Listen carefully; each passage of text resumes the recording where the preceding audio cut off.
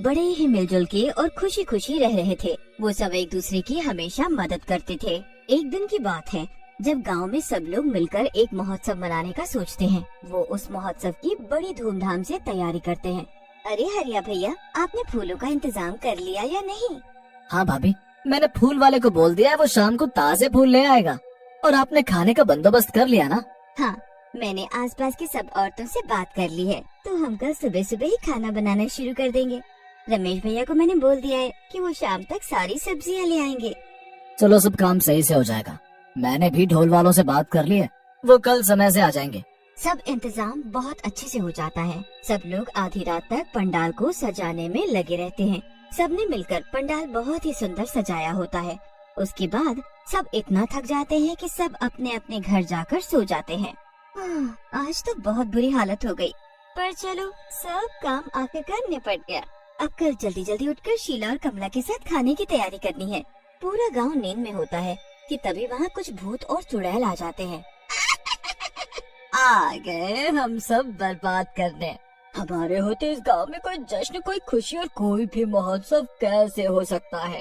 इन लोगों को कितनी बार समझाया, पर इनको समझ ही नहीं आता कि हमें ये खुशी मनाना पसंद नहीं, पर फिर भी ये मानते ही नहीं। नहीं मानते ना तो कोई नहीं, इस बार हम ऐसी तबाही करेंगे कि आगे से इनकी 7 पुश्तें भी कोई खुशी मनाने से डरेगी। हाँ चलो, सब बर्बाद करते हैं, बड़ा मजा आएगा। सारे भूत और चुड़ैल मिलकर सब तोड़ फोड़ करना शुरू कर देते हैं और कुछ ही देर में गांव वालों की सारी मेहनत बर्बाद कर देते हैं। सारे फूल, सारी सजावट, सब कुछ वो तोड़ फोड़ देते हैं। उसके बाद वो जश्न मनाते हैं और खूब खुश होते हैं। और फिर गांव वालों को हमारी बात समझ आएगी। अरे पर ये बड़े ठीक लोग हैं, क्या पता दोबारा तैयारी करना शुरू कर दे। तो हम एक काम करते हैं, अपने तंत्र मंत्र से ऐसी तबाही वाली बारिश करते हैं कि ये लोग अपने घरों से भी न निकल पाएं। अरे हाँ, ये तो अच्छा तरीका है। हाँ चलो, अब अपने भूतिया इलाके में चलते हैं। सारे भूत और चुड़ैल गांव में एक सुनसान जगह होती है, तो वो सब वहीं रहते हैं। गांव में सब बर्बाद करने के बाद वो अपने उस इलाके में चले जाते हैं और कोई शैतानी पूजा करने लगते हैं, जिससे बारिश शुरू हो जाए और गांव के लोग दोबारा वो महोत्सव की तैयारी शुरू ना कर पाएं। सुबह 4 बजे तक भूतों और चुड़ैलों के तंत्र मंत्र चालू रहते हैं और 4 बजते ही बारिश शुरू हो जाती है। बारिश के शुरू होते ही सब खुशी से झूम उठते हैं। अरे वाह, बारिश शुरू हो गई है, अब ये दोबारा महोत्सव की तैयारी नहीं कर पाएंगे। भूत और चुड़ैल मिलकर नाचने लगते हैं और बड़े ही खुश होते हैं। सुबह 4 बजे माला खाना बनाने के लिए उठती है, तो उसे बाहर से पानी गिरने की आवाज सी आती है और फिर घर के अंदर भी पानी आ रहा होता है। माला दरवाजा खोलती है तो बाहर इतनी तेज बारिश हो रही होती है कि सब जगह पानी भरने लगता है। हे भगवान, इस मौसम में बारिश कैसे हो गई? हमारा पंडाल, मुझे अभी जाकर सबको बताना पड़ेगा। माला जल्दी से शीला और कमला को जाकर बताती है। फिर वो हरिया और मनोज और बाकी लोगों को भी जाकर उठाते हैं। सब गांव वाले मिलकर पंडाल देखने जाते हैं, पर बाहर इतनी तेज बारिश हो रही होती है कि छाता भी किसी काम नहीं आ रहा होता। उन लोगों के पैर भी पानी में डूब रहे होते हैं। जैसे तैसे लोग जब पंडाल तक पहुंचते हैं तो सब तहस नहस हो रखा होता है। पंडाल की ऐसी हालत देखकर सब दंग रह जाते हैं। हे भगवान, ये सब क्या हो गया? हमारी सारी मेहनत बर्बाद हो गई। ये सब देखकर तो ऐसा लग रहा है जैसे ये सब किसी ने जानबूझकर किया है। बारिश से ऐसा नहीं हो सकता। ये तुम सही बोल रही हो, ये बारिश से तो नहीं लग रहा। ये कहीं उन भूत चुड़ैलों का काम तो नहीं? हाँ भैया, ये उनका ही काम है। वो देखो जरा, कीचड़ में पैरों के निशान। आखिर कब इन भूत चुड़ैलों से हमारे गांव को छुटकारा मिलेगा? जब भी गांव में कुछ खुशी का मौका होता है, ये आकर सब बर्बाद कर देते हैं। सही कहा तुमने। अब हम कर भी तो क्या सकते हैं? हमारे बस में इनको खत्म करना नहीं है। इनका अंत एक दिन भगवान खुद करेंगे। देखना, जब धरती पर अत्याचार बढ़ जाता है तब भगवान खुद न्याय करते हैं। सब लोग उन भूतों और चुड़ैलों को कोस ही रहे होते हैं कि तभी सभी भूत चुड़ैल वहाँ प्रकट हो जाते हैं और जोर जोर से हंसने लगते हैं।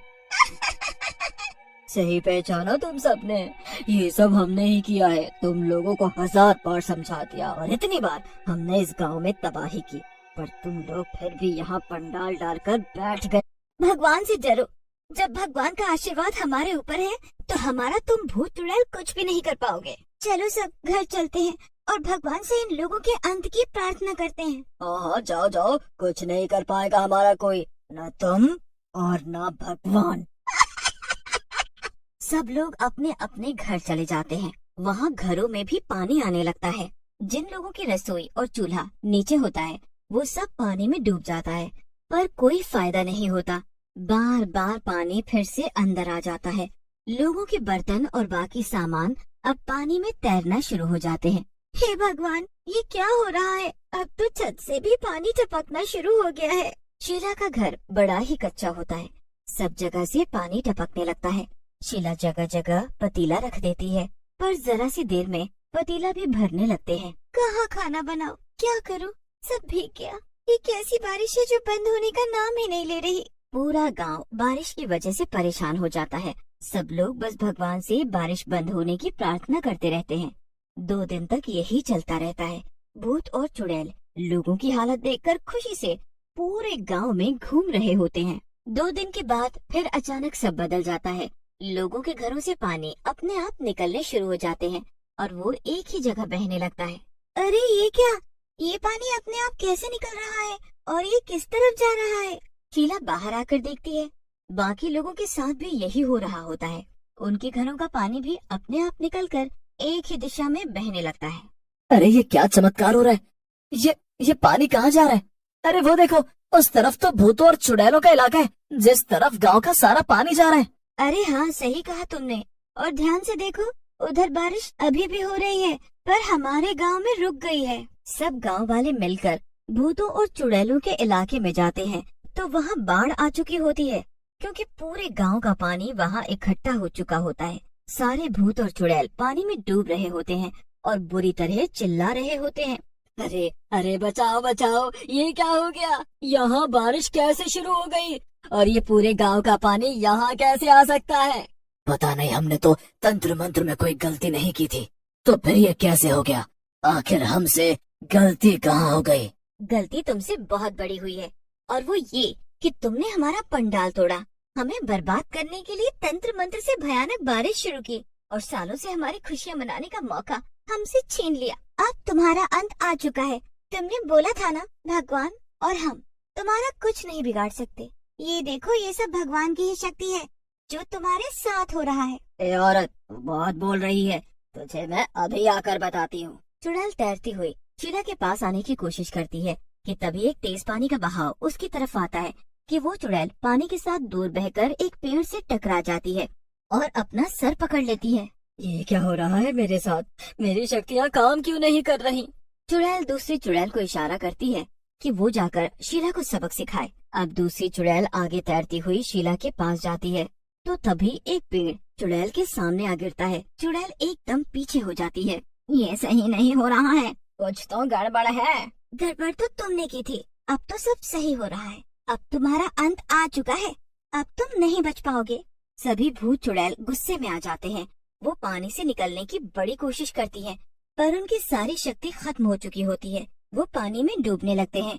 गांव के लोग उनकी हालत पर खूब हंसते हैं और वहाँ से निकल जाते हैं। उसके बाद गांव में खिलती हुई धूप निकल आती है। सब पहले की तरह एकदम सही हो जाता है। इस बार हम इन भूतों और चुड़ैलों के अंत की खुशी मनाएंगे। हाँ, सही कहा बहन तुमने।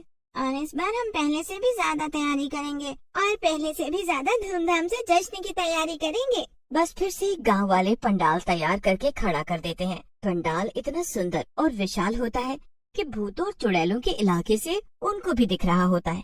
वो ये सब देखकर बहुत तिलमिलाते हैं, पर कुछ कर नहीं पाते। पूरा गांव इकट्ठा होता है और ढोल ताशे बजते हैं और जश्न की आवाज चुड़ैलों और भूतों के कानों तक साफ साफ पहुंच रही होती है।